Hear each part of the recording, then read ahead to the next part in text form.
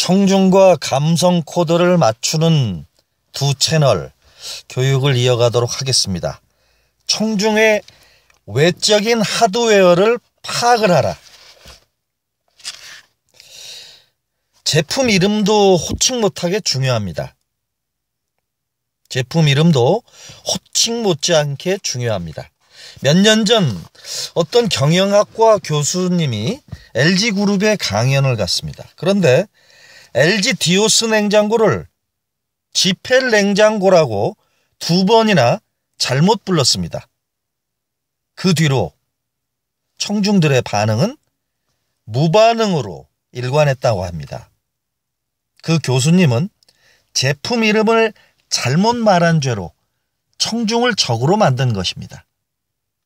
그렇습니다. 기업인 대상으로 강연을 하는 것은 이처럼 하드웨어가 무엇보다도 중요합니다. 경쟁사의 이름은 첫 글자만 잘못 꺼내도 분위기가 급속적으로 냉각이 되니 각별히 주의해야 합니다. 화장품 회사에 가면 제품 이름이 왜 그렇게 다양한지 참 실소하기가 딱 좋습니다. 어떤 회사는 에센스라는 이름을 안 쓰고 세럼이라는 명칭으로 부릅니다. 그것도 모르고 강연장에 가서 이렇게 표현할 수도 있죠. 이번에 100만 개를 돌파한 모 에센스는 정말 대단한 제품이었습니다. 자, 이렇게 얘기하면 그 자리에서 바보가 됩니다. 에센스가 아니라 그 회사 강연에서는 세럼이라고 호칭을 정확히 했어야 됩니다. 바로 이 부분입니다.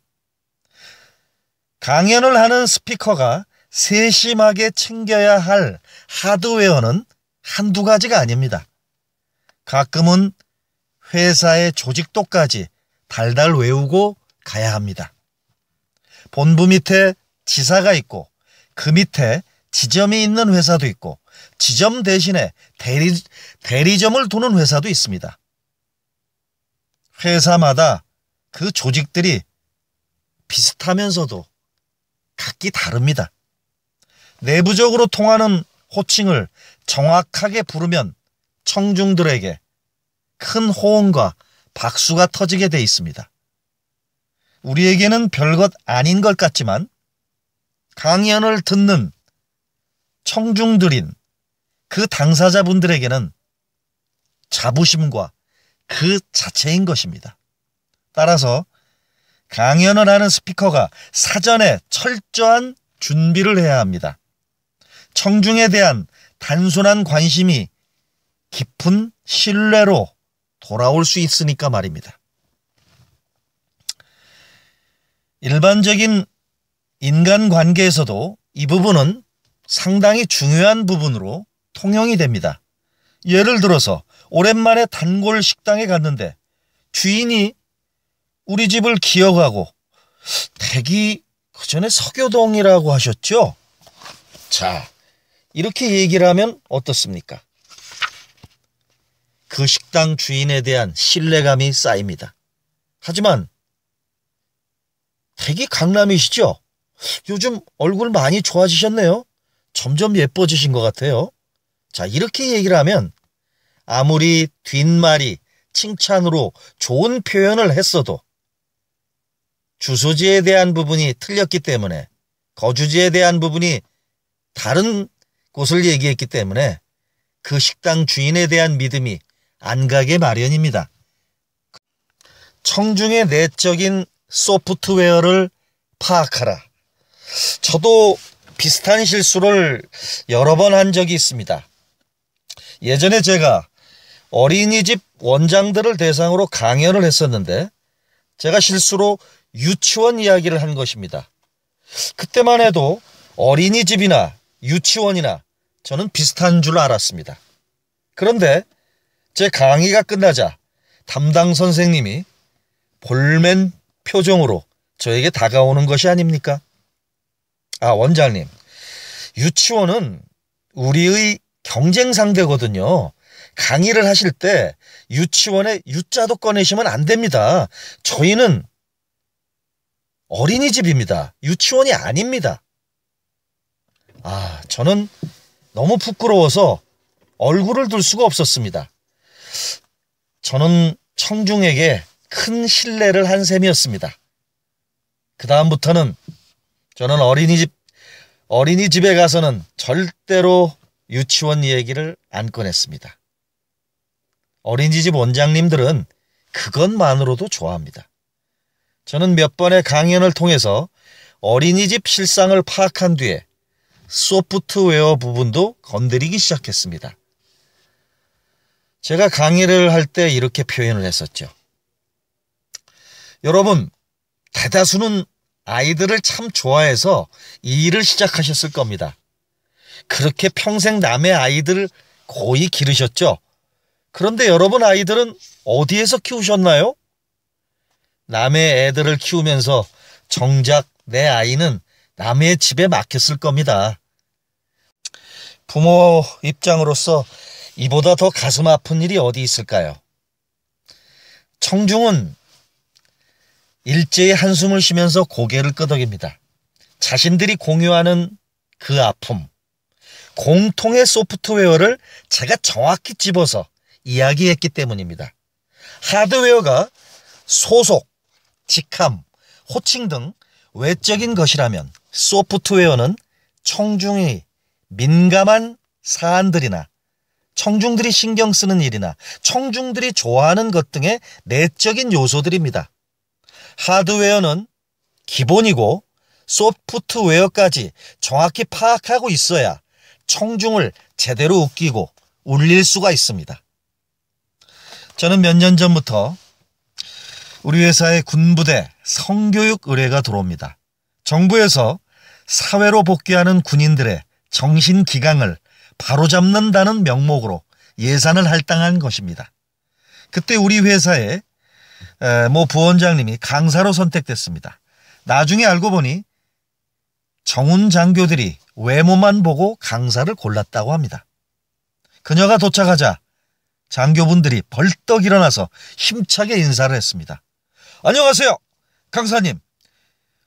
저희 장병들의 기대가 너무나 큽니다. 잘 부탁드립니다.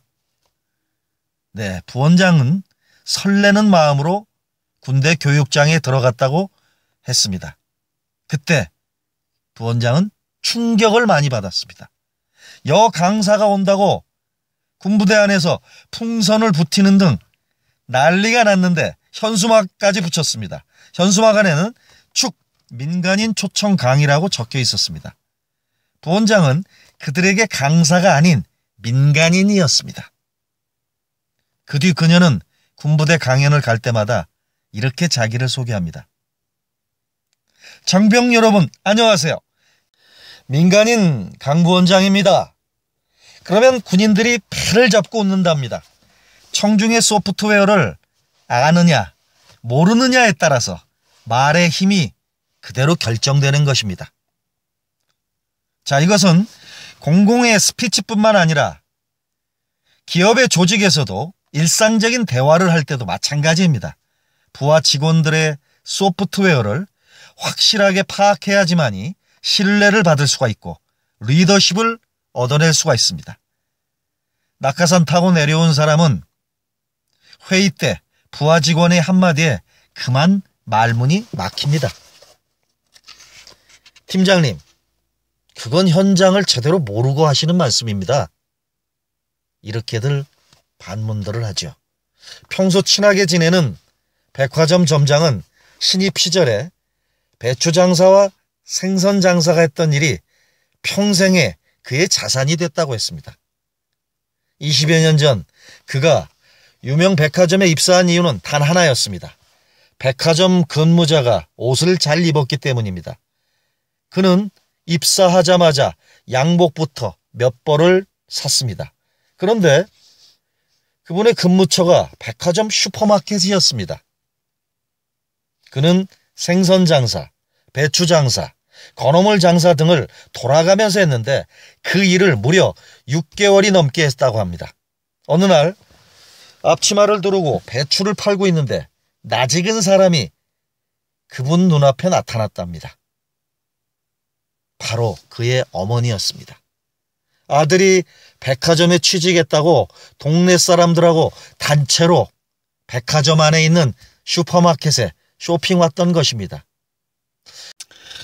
그런데 아들이 배추를 팔고 있었으니 어머니는 그대로 바닥에 주저앉아서 저놈이 날 속였어 하고 대성통곡을 했다고 합니다.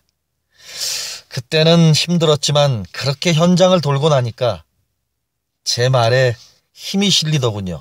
저는 하루 종일 장화를 신고 일하는 생선 판매 직원들이 어떤 양말을 신어야 편안한지, 고등어 머리 없다고 따지는 고객들을 어떻게 상대해야 하는지 다 알고 있으니까요. 구두 코너에서 일하면서 사람들의 발냄새가 진짜 심하다는 걸 알았죠. 그래서 직원들에게 오늘 발냄새가 얼마나 많이 났냐고, 많이 맡았냐면서 고생 참 많이 한다는 거 안다고 이야기하면 벌써 직원분들의 듣는 자세부터 달라집니다. 네, 그렇습니다. 현장의 하드웨어와 소프트웨어를 어떻게 파악하고 있는지에 따라서 말의 실행력과 말의 리더십이 완전히 달라질 수가 있습니다. 2009년에 경제주간지 이코노미스트의 인터뷰 코너를 진행하면서 재미있는 교수 한 분을 만났습니다. 연세대 경영학과 이문규 교수입니다. 그의 강의는 재미있다고 소문이 많이 나 있던 터였습니다. 강의 평가에서도 늘 상위권을 유지하는 이 교수는 2007년부터 2년 연속 연세대학교 MBA 최우수 강의 교수상을 수상했습니다. 학생들은 20대, 30대인데 1050대잖아요. 수십 년의 차이를 어떻게 뛰어넘어야 할지 고민을 많이 했죠. 바로 소통의 기술이 필요한 겁니다. 초반에 서로 마음의 문을 여는 게 가장 중요합니다. 강의도 커뮤니케이션이고 하나의 마케팅이니까요. 네, 그 교수님은 마케팅의 핵심이 감성 코드를 맞추는 것이라고 말을 합니다. 일단 교수가 될 정도면 지식 수준은 비슷합니다. 그러나 교수의 능력은 제각각이므로 학생들과 감성 코드를 얼마나 잘 맞추는가에 따라서 실력이 좌우된다고 합니다. 그는 1980년대 미국에서 박사 과정을 마치고 시카고에서 처음으로 강사 생활을 시작했습니다. 당시만 해도 그 동네에는 백인밖에 없었습니다. 가뜩이나 얼굴이 까무잡잡해 보이는 동남아 출신으로 보이는 이 교수는 완전히 그 지역에서 이방인 취급을 받았습니다. 학생들이 들고 다니는 블루북에는 각 교수의 이름 옆에 지난 학기 강의 점수가 노골적으로 박혀 있었습니다. 말하자면 강의 쇼핑북인 셈이었습니다. 그분은 어떻게든 살아남아야만 다음 학기 강의를 계속할 수 있었습니다. 며칠 고민하다가 선택을 한 것은 바로 스탠딩 코미디였습니다. 미국 대학생들의 감성을 한 번에 장악할 수 있는 가장 좋은 방법은 가장 미국적인 스탠딩 코미디라고 결론을 내린 것입니다. 남을 웃기는 일은 엄청 어려운 일입니다. 그는 몇 달 동안 스탠딩 코미디만 계속 보면서 연구했습니다. 혼자 강의실용으로 대본을 짜서 만들었습니다. 처음에는 썰렁했습니다. 그러나 죽기 아니면 까무러치기로 계속 농담을 건네니 한두 번씩 웃기 시작하더랍니다. 몇 번의 성공을 하자 학생들의 태도가 완전히 달라졌다고 합니다. 그는 그때의 경험을 거울 삼아 한국에 돌아와서도 20대들과 감성 코드를 맞추는 일을 게을리하지 않았습니다. TV방송의 개그 콘서트, 우차싸 같은 코미디 프로를 녹화해놓고 보는 것은 물론이고 지금 유행하는 드라마와 영화도 열심히 봅니다. 내친 김에 유명 영화배우인 최민수나 가수인 김은국의 성대모사까지 그럴듯하게 합니다. 그의 강의는 버라이티 쇼와 다름없습니다. 그렇게 학생들에게 친숙감을 심어주면 그 다음부터는 어렵고 재미없는 이론도 쉽게 학생들에게 전달이 됐다고 합니다. 이문구 교수는 학생들 머릿속에 지식을 억지로 넣어서는 안 된다고 말합니다. 지식이 오고 갈 바로 그 통로, 즉 감성 코드를 맞추는 것이 가장 우선이라고 생각합니다. 그런 면에서 성공한 그는 대학에서 가장 인기 있는 교수 중에 한 분으로 대접받고 있습니다. 교수에게는 학생이, CEO에게는 직원과 고객이, 시장에게는 시민이, 협회 회장에게는 협회 회원이 바로 청중입니다. 서로 간에 감성 코드가 맞으면 청중은 그때부터 마음의 문을 엽니다. 청중의 마음을 거침없이 드나드는 사람이, 바로 그런 사람이 되려면 하드웨어와 소프트웨어라는 두 개의 채널부터 완전히 장악해야 합니다. 네, 다음 제4장 청중을 다루는 기술입니다. 청중의 속성을 정확히 꿰뚫고 청중의 하드웨어와 소프트웨어까지 파악했다고 해서 다 끝난 게 아닙니다. 청중이 없는 스피치는 그저 독백에 불과합니다. 청중이 누구인지 파악하지 못한 채 그대로 진행되는 스피치는 청중과 아무런 교감 없이 실패로 끝난다는 것을 알아야 합니다. 바로 이 부분을 알았다고 해서 스피치에 필요한 자질과 기술이 저절로 향상되는 것이 아니기 때문입니다. 실전에서 응용하려면 몇 가지의 과정을 거쳐야 합니다. 무엇보다 먼저 청중이 돼봐야 하고 청중을 흉내낼 줄도 알아야 합니다. 청중의 숫자에 압도당하지 않을 만큼의 그런 용기와 배짱을 가질 수 있도록 스스로를 훈련해야만 합니다. 내 의식의 일부가 될 때까지 청중을 다루는 그런 기술을 연마하는 시간이 반드시 필요합니다. 청중이 돼보라. 스피치에는 언제나 말을 하는 스피커와 듣는 청중이 있습니다. 그런데 평생 청중의 역할만 하는 사람이 있습니다. 그런 사람은 듣는 데만 익숙해져 있어 갑자기 스피치를 할 상황이 처하면, 갑자기 스피치하는 상황에 처하게 되면 무척이나 당황하게 됩니다. 제가 스피치 바이블 CEO 과정에서 첫 시간은 자기를 소개하는데 할애됩니다. 얼마 전 박 사장이란 분이 첫 시간에 자기소개를 했습니다. 그는 전 세계를 다니면서 오래된 집이나 아주 오래된 집이나 성을 사들여서 예술작품처럼 리모델링하는 일을 합니다. 여행 경험이 풍부하고 예술적 조예가 깊어서 누구나 그의 말에 빠져들곤 했습니다. 그런데 청중 앞에서는 자기소개 하나를 제대로 못했습니다. 도대체 무슨 말을 한다는 건지 모를 정도였습니다. 멀쩡한 그의 회사가 실체 없는 유령 회사처럼 느껴진 것입니다. 옆에서 지켜보는 제가 안타까울 지경이었죠. 그는 언제나 청중의 역할만 해온 것입니다.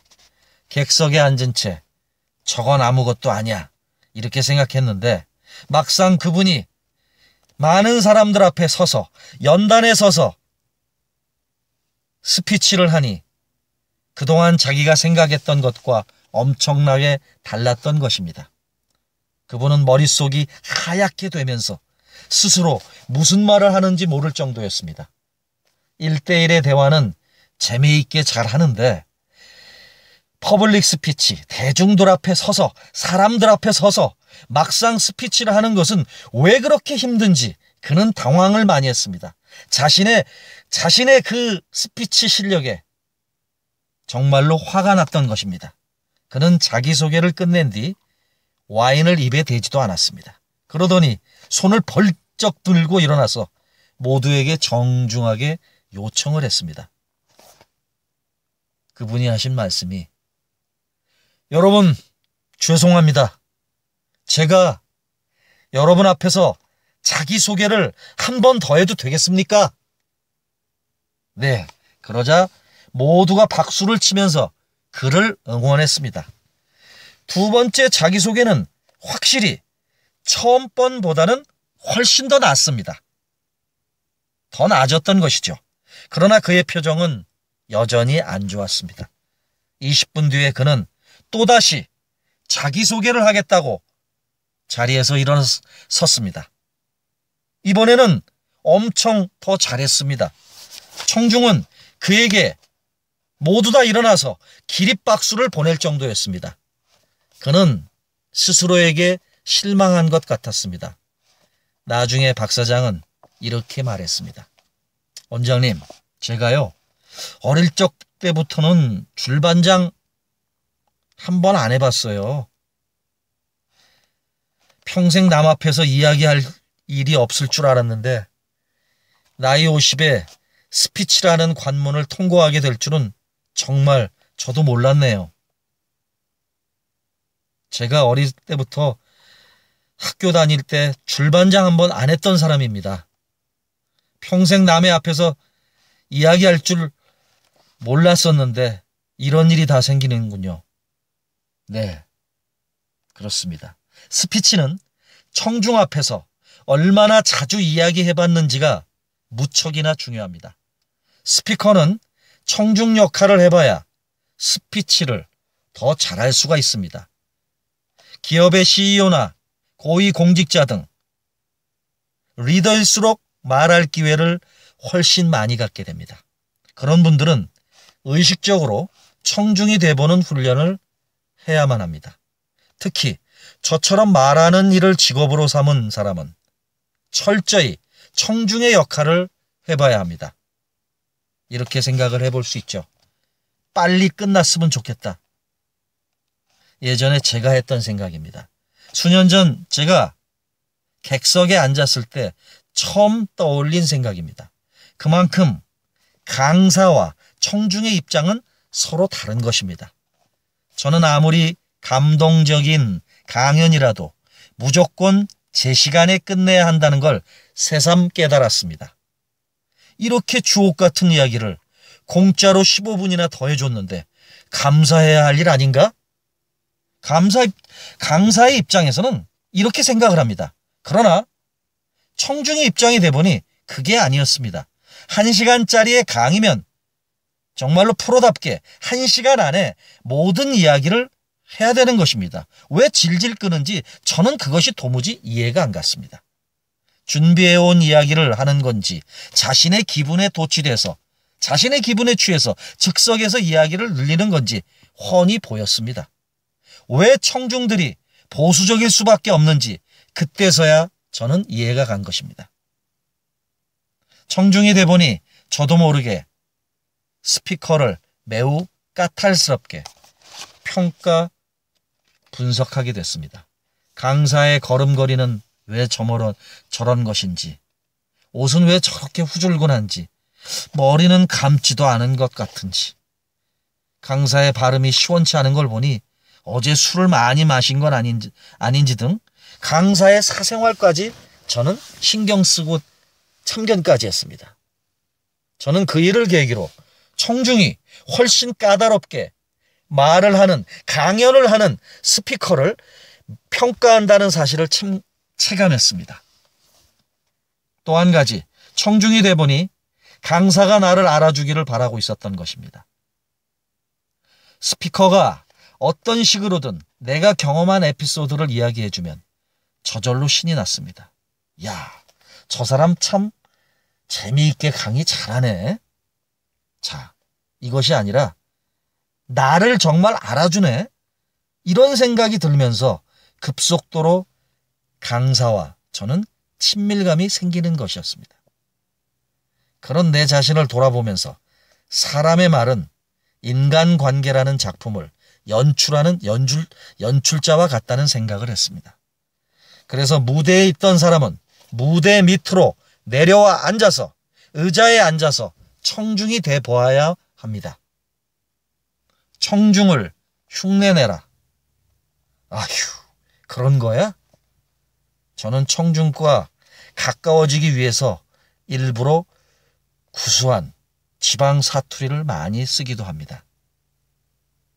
서울말을 주로 표준어를 쓰지만 상황에 따라서 청중들과 함께 공감대를 쌓고 호응을 얻기 위해서 저는 사투리도 사용하기도 합니다.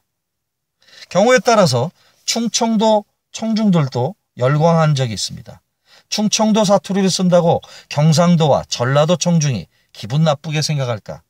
그렇지는 않습니다. 내 사투리 안에서 고향의 냄새를 맡으면서 고향을 잊지 않는 수더분한 사람으로 대합니다. 물론 그 지방 사투리까지 흉내내면 금상첨화입니다. 청중은 집단화가 되면 순박해집니다. 별것 아닌 사투리 한마디에도 청중들은 감동하면서 박수를 칩니다. 청중은 강사와 마주하는 그 순간 무엇으로든 동질감을 갖기 원합니다. 그래서 전문 강사분들은 옷이 많아야 합니다. 의상도 청중의 분위기에 맞게 입어야 하기 때문입니다. 남의 결혼식 때 청바지를 입고 가면 실례이듯이 스피치를 하는 상황에 걸맞은 적합한 옷을 입지 않으면 곤란합니다. 저는 송년회 파티에서 스피치를 할 때는 드레스를 준비하고 지방에 내려갈 때면 편안한 정장을 고릅니다.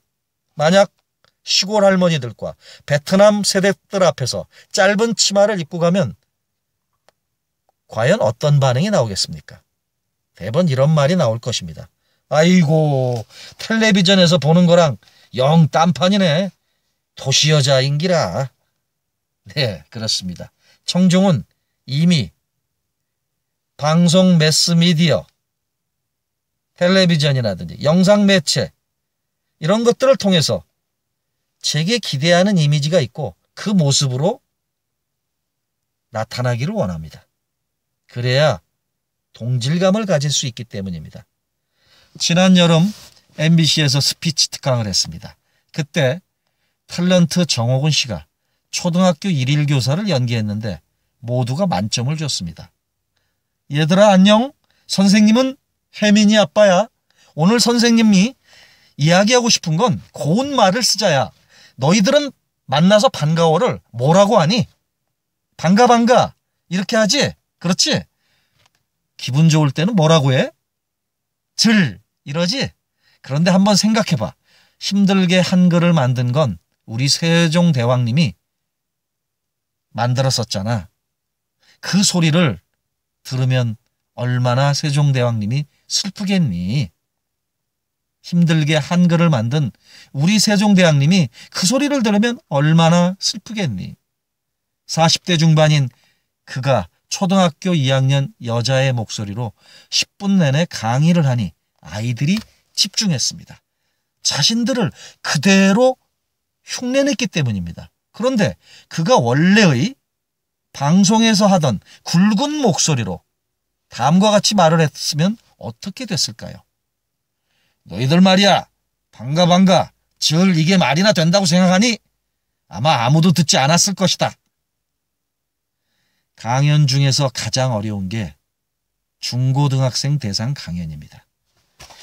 대부분의 강사분들이 실망하고 강단에서 내려오는 경우가 많습니다. 한쪽에서는 학생들이 머리를 비비 꼬고 휴대폰을 만지작거리면서 한눈을 팔죠. 친구랑 장난도 치고 잡담도 하고 또 한쪽에서는 꽈당하고 넘어지기도 하고 자기들끼리 팍장대소하는 등 오합지졸이 따로 없습니다. 아이들은 전문 강연에 익숙하지 않아서 어떻게 스피치를 들어야 하는지를 아예 모릅니다. 스피치도 많이 들어본 사람이 잘 듣습니다. 청중으로서 자세가 이미 몸에 배어 있기 때문입니다. 네, 스피치에 대해서 무개념인 중고등학생들 앞에서 그들 나이에 동떨어진 이야기를 한다면 그들에게 호응을 기대하기는 어렵습니다. 강사는 일단 청중인 학생들을 흉내내야 합니다. 저의 경우는 제 자식 이야기를 많이 합니다. 그리고 제 자녀의 말투나 행동을 그대로 흉내냅니다. 아이들은 깔깔 웃으면서 호감을 표시하게 됩니다. 강사가 청중을 흉내내는 이유는 뭘까요? 청중에게 마음의 안정감을 주기 위해서입니다. 올만한 사람이 왔다는 걸 확인시켜 주기 위해서입니다. 청중 입장에서는 청중들의 그 입장, 청중들 자신과 동떨어진 것 같고 오면 안 될 사람이 와서 이야기하는 것만큼 고통스러운 일이 없습니다. 금융통화위원회 정순원 위원은 평소 강연을 많이 합니다. 그는 경제학자 출신으로 직원들 앞에서 3,000회 이상 노사관계 특강을 해온 그런 많은 경험을 통해서 스피치를 고객 입장에서 해야 한다고 강조합니다. 수많은 노사관계 특강을 해온 경험을 통해서 스피치를 고객 입장에서 해야 한다는 걸 그분 스스로가 체득했다고 합니다. 스피치는 원래 말하는 사람보다 듣는 사람이 훨씬 더 힘듭니다. 물론 말하는 사람이 듣는 사람의 입장을 이해하고 흉내까지 내면서 동질감을 갖게 해주면 듣는 사람들은 공감합니다. 그런데 이질감만 갖고 졸음을 참아야 한다면 그런 중무동이 없습니다. 스피커는 항상 청중 입장에서 생각해야 합니다. 청중의 숫자에 압도당하지 마라. 사람들은 보통 10명 정도의 사람 앞에서는 말을 잘 하다가도 100명 정도 사람들 앞에서는 제대로 말을 못합니다. 완전히 다른 영역이라고 생각하는 모양입니다. 스피치에서는 10명이나 100명이나 사실 다른 게 없습니다. 시선 처리만 조금 달라질 뿐입니다. 스피치의 내용이나 목소리의 톤 등은 10명 앞에서와 똑같이 같게 하면 됩니다. 그러나 스피커들은 청중이 많을수록 목소리 톤을 높입니다. 잔잔한 에피소드를 웅변 스타일로 이야기하기가 있습니다. 숫자에 압도돼서 말과 행동이 달라지는 것입니다. 1,000명이 앉아 있어도 듣는 사람은 각각의 개인입니다. 한 명씩 자기가 필요로 하는 말을 챙길 뿐이거든요. 10명이 치는 박수와 1,000명이 치는 박수는 크기만 다를 뿐입니다. 청중은 스피커와 자신이 1대1로 대화한 것처럼 반응합니다. 제가 만난 청중들 중에서 최대 규모는 5,000명이었습니다. 일산 킨텍스에서 강연을 하는데 마이크는 윙윙 울리고 정신이 하나도 없었습니다. 이때는 마인드 컨트롤이 꼭 필요합니다. 시야에 들어온 5,000명을 한 명으로 보는 그런 용기와 배짱이 필요합니다. 저는 강연하기 일주일 전부터 나만의 믹서를 준비했습니다. 5,000명 중에서 80%가 공통적으로 관심을 기울일 만한 것, 즉 그들이 겪었을 인생의 경험과 고난과 기쁨이 뭔지를 찾아내서 믹서에 넣고 즙을 짜는 것입니다. 인생의 경험과 경륜은 여기에서 드러납니다. 강사들 중에도 200명까지는 잘하다가 1,000명이 넘어가면 집중력이 흐트러지는 경우가 많습니다. 청중의 공통점을 제대로 짚지 못해서입니다. 때로는 즉석 믹서도 필요한 것입니다. 어느 대기업의 직원 100명을 대상으로 강연을 하러 갔었는데 강당에 무려 1,000명이 앉아 있었습니다. 계열사 직원들을 전부 다 부른 것입니다. 저는 속으로 많이 당황을 했었지만 1,000명을 즉석에서 믹서에 넣고 돌렸습니다. 그들의 공통점을 찾으면 1,000명이 한 명으로 보입니다. 이 이야기를 들으면 아니라고 생각할 분도 있겠지만 여기에 해당 사항 없는 분도 계시겠지만 이런 식으로 사설이 길어지면 강연의 신뢰감은 떨어집니다. 그들 모두를 무조건 믹서에 넣고 엑기스를 추출해내야 합니다.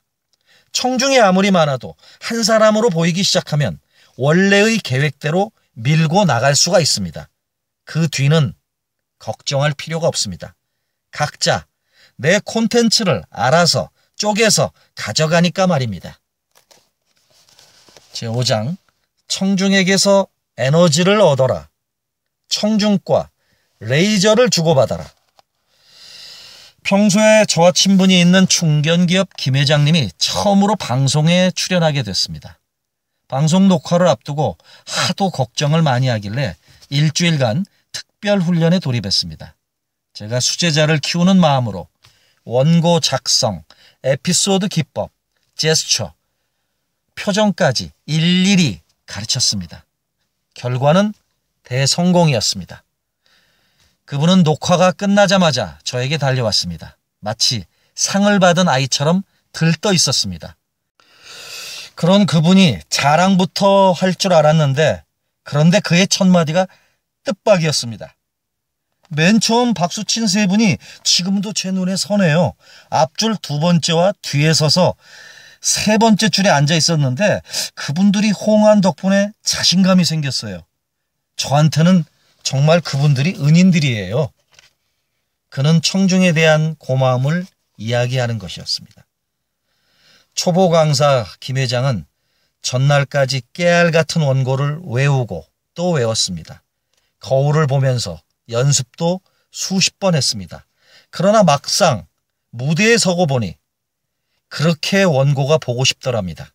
그는 잠시 갈등하다가 원고는 가방 안에 둔 채 준비한 말을 꺼냈다고 합니다. 이처럼 자신도 불안한 상황에서는 청중이 반응할 거라고 기대하기 어렵습니다. 그러나 그가 강연을 하기 위해 일주일간 쏟은 열정과 노력을 알아봤던 것일까? 청중은 반응을 빨리 보였습니다. 세 명이 웃으면서 박수를 보낸 것입니다. 그때부터 그는 자신감을 갖고 자신의 강연을 이어나간 것입니다. 회장님과 청중이 서로 레이저를 몇 번이나 주고받은 것 같으세요? 제 생각에는 제가 20개 주고 한 3개 정도는 청중들에게 받은 것 같은데요. 초보가 3개나 받다니 참 대단하네요. 다음에는 12개만 주시고 6개 받아보세요. 네, 저는 이렇게 얘기를 해줬습니다. 스피치는 성공률을 높이는 게 중요합니다. 청중이 반응하든 말든 아랑곳 없이 스피치의 성공률을 높이는 게 중요하다는 것입니다. 계획대로 온갖 이야기를 늘어놓아서는 안 됩니다. 반응이 괜찮다고 강연 시간을 마구 늘리는 사람도 많은데 이도 바람직하지 않습니다. 강연은 연극이나 마찬가지입니다. 청중이 박수를 쳤다고 했던 대사 또 하고 시간을 끄는 배우는 없지 않습니까? 아무리 흥이 나더라도 정해진 제 시간 안에 무조건 끝내야 하는 것입니다. 저는 김 회장의 말을 듣고 제게 첫 은인이 누구였는지 기억을 더듬었습니다.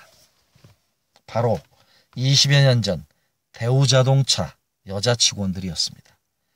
만약 그때 그녀들이 제게 호응하지 않았다면 저는 어떻게 됐을까?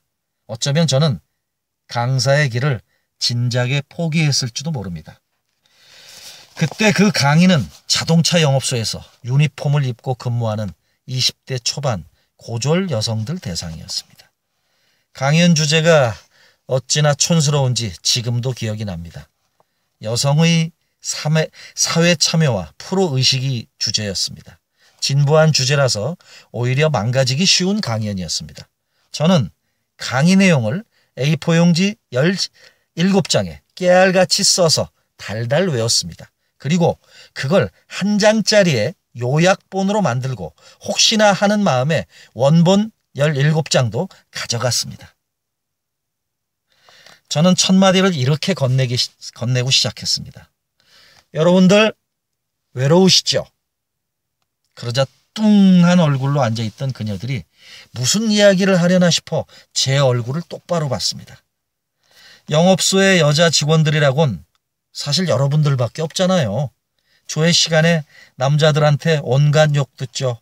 커피 심부름하느라 정신은 하나도 없죠. 회의 끝나고 11시 반쯤 되면 남자 직원들은 썰물 빠지듯 외부 영업장으로 다 나가버리지 않습니까? 그렇죠? 그러니 여러분들 혼자 덩그러니 사무실 안에 있다가 짜장면 먹으면 참 눈물 납니다. 여자 혼자다 보니까 스트레스가 참 만만치 않은데 그걸 알아주는 사람이 어디 있나요? 알아주기는커녕 부려먹지나 않으면 다행이죠. 그 이야기를 듣던 청중의 절반은 눈이 동그래지고 절반은 자기들에 대해서 알아봐줘서 감사하다는 그런 눈빛을 보냈습니다. 한쪽에서는 티슈로 눈물을 닦고 있었습니다. 저는 코가 빨개져서 울고 있는 여자 직원들이 어찌나 고맙던지 상이라도 주고 싶었습니다. 청중은 무섭고 두렵기만 하는 존재였는데 오히려 제게 에너지를 주기도 한다는 걸 그때 그 강연의 청중들을 통해서 저는 새롭게 깨달았습니다. 청중 속에 은인이 있다. 저는 그전까지만 해도 원고만 철석같이 믿었습니다. 그런데 청중의 반응을 보고 스스로를 믿게 된 것입니다. 청중들도 이 강사 정도면 믿어도 되겠구나 이렇게 생각하는 눈빛을 보낸 것입니다. 저와 청중 사이에 한 번 신뢰가 생기자 다른 것이 끼어들 틈이 없었습니다. 17장짜리 원고도, 1장짜리의 요약본도, 어젯밤 거울 앞에서 밤새 연습했다는 그런 사실도 모두 잊어버렸습니다. 제 자신이 준비한 말보다 더 그럴듯한 말이 저절로 튀어나와서 놀랄 지경이었습니다. 청중이 주는 에너지에, 그 에너지에 저는 함께 같이 춤춘 결과가 나온 것입니다. 교육 담당자는 강연이 좋았다고 칭찬을 해줬지만 제 속옷은 땀으로 흥건했습니다. 속으로는 엄청 떨었지만 청중은 눈치채지 못했습니다. 그 강연에서 여자 직원들은 제 은인이었습니다. 저는 그 뒤로 반응이 좋았던 베스트 콘텐츠만 모아서 강연에 활용하기 시작했습니다. 그러자 그 이후부터 폭발적인 반응이 이어졌습니다. 반응이 시원치 않은 건 과감히 버렸습니다. 그걸 5, 6년간 계속하고 나니 어떤 콘텐츠가 청중의 반응을 이끌어내는지 알게 된 것입니다. 그때마다 저는 자신감도 부쩍 붙고 강사라는 직업의 찬맛도 느꼈습니다. 강사가 된 지 7년쯤 되자 청중까지 반응을 유도할 수 있었습니다. 예를 들어 제가 눈물을 유도하면 청중은 그 자리에서 웁니다. 그러다 제가 웃음을 유도하면 박수를 치면서 막 웃습니다. 이처럼 청중이 강사에게 큰 호응을 보내면 강사는 강연을 힘들지 않게 합니다. 어떤 스피치든 청중과 강사가 서로 신뢰를 보이고 호응을 하게 되면 시간은 금방 지나갑니다. 그런데 청중에게 어떤 리액션도 유도하지 않는 그런 스피커가 있습니다. 청중은 무엇이든 하지 않으면 이내 지루함을 느낍니다. 스피커와 청중의 간격은 점점 더 벌어지게 됩니다. 나중에는 아무 반응 없는 유령과 말하는 그런 상황이 되면서도 강사도 청중도 모두 힘들어집니다. 강의 중간에 불필요한 갈등을 유도하는 그런 스피치는 자제해야 합니다. 그런 부정적인 말과 잘못된 행동은 청중에게 갈등을 안길 뿐입니다. 저는 20년간 강연을 해오면서 수많은 스피치의 은인들을 만났습니다. 어떤 곳에 가면 1000명씩 앉아있기도 하고 또 어떤 곳에 가면 은인이 되려고 작정들을 한 듯 시작부터 대단한 박수와 환호를 보냅니다. 그런 분들은 제가 그런 분들을 만나면 강연은 그야말로 일사천리로 잘 진행됩니다. 그동안 진 빚을 말로 전부 다 갚고 오는 것입니다. 최근에 제가 경험한 대형 교회 할머니 신자 대상 강연이 그런 경우였습니다. 65세 이상의 할머니들이 소속된 실버회에서 초청한 강연이었습니다. 청중은 아들이 장관이다, 기업체 회장이다 해서 다들 쟁쟁했습니다. 워낙 자부심으로 가득한 데다 신앙심까지 돈독하니 두려울 게 없는 분들이었습니다. 맨 앞에 있는 분들 순서대로 연장자 우대로 90세 이상 되는 할머니들이 앉아 있었습니다. 저는 그분들을 어떻게 은인으로 만들지 고민하다가 한 가지의 공통점을 찾아냈습니다. 제가 이렇게 얘기를 했죠. 여러분들 다들 기도로 자식들 대학 잘 보내셨죠? 제가 과거에 지방 총구석에서 이 서울 수도권의 명문대학교로 들어갈 수 있었던 것은 저희 부모님의 기도 덕분이었습니다. 그때 저희 부모님이 교회 목사님에게 어떻게 기도해야 되는지, 제가 어떻게 하면 대학에 붙을 수 있는지를 물어봤다고 합니다. 그때 그 목사님이 기도의 출처를 분명히 해서 가장 겸손하게 기도하세요, 이렇게 알려주셨다고 합니다. 그래서 저희 부모님은 제가 좋은 대학에 들어가서 성공할 수 있도록 음악으로 하나님께 큰 보탬이 될 거라면서 저에게 명문대로 들어갈 수 있게끔 어떻게 해서든지 합격할 수 있게끔 해주세요라고 겸손하게 기도했다고 합니다. 그래서 저희 부모님은 지금도 당신 덕분에 제가 합격을 했다고 믿고 계세요. 제가 우리 부모님 덕분에 그 기도로 잘된 사람입니다. 그러자 할머니들이 표정을 누그러뜨리면서 계속 고개를 끄덕였습니다. 수건으로 눈물을 닦는 분들도 있었습니다.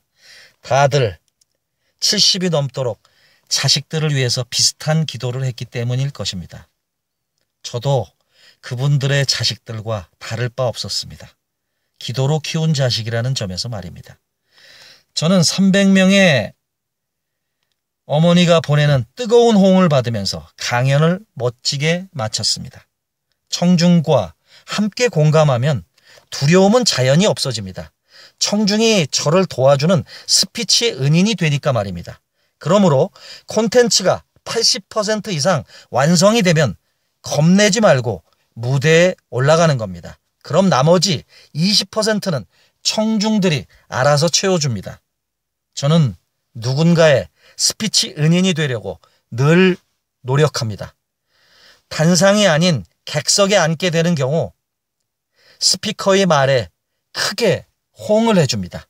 청중 중에서 단 한 명만 웃어도 스피커는 자신감을 얻습니다. 그러면 그 스피커는 무사히 강연을 마칠 수 있게 됩니다. 제가 여러분들에게도 부탁하고 싶은 바로 그 점이 이것입니다.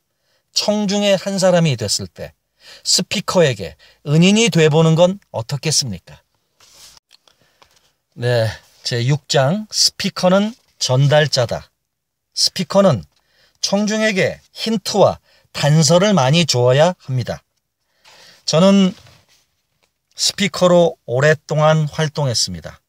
그러나 청중으로 참석한 경우도 금못지않게 많이 있습니다. 가끔은 스피커보다 청중으로서 실력이 더 뛰어나다고 생각도 합니다. 저는 대학에서 여성학을 공부했었습니다. 당시 저는 1시간짜리 여성학 강의를 들으면서 10시간 분량의 스피치 원고를 썼습니다. 그런 식으로 모든 강의를 제 영업에 알뜰하게 활용했던 것입니다. 나중에 계산을 해보니 한 학기 등록금은 500만 원이었지만 수익은 거의 20배 이상이 넘었습니다. 저는 대학 강의실에서 배운 내용을 20배 이상 가치를 높인 셈입니다. 그러나 어떤 사람은 들을 만한 내용이 없다면서 수업 시간 내내 잠만 잤습니다. 저는 그걸 보면서 깨달았습니다. 스피치 콘텐츠는 스피커의 실력이 아닌 청중의 실력에 따라 그 가치가 좌우된다는 걸 말입니다. 공짜 강의라도 제대로 들으면 인생이 바뀔 수 있습니다. 제 경우가 대표적인 사례였습니다.